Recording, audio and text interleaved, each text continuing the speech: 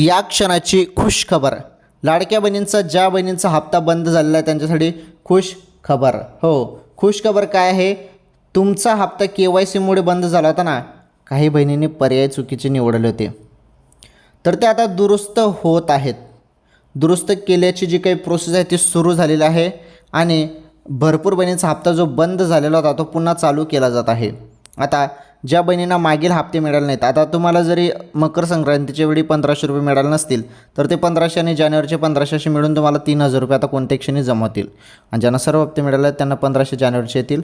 आणि महत्त्वाचं म्हणजे काही बहिणींना नोव्हेंबर आणि डिसेंबरचे 3000 रुपये 2 महिन्याचे मागील आले नसतील त्यांना ते मागील 3000 रुपये प्लस आणि हे जानेवारीचे 1500 रुपये झाले 4500 रुपये.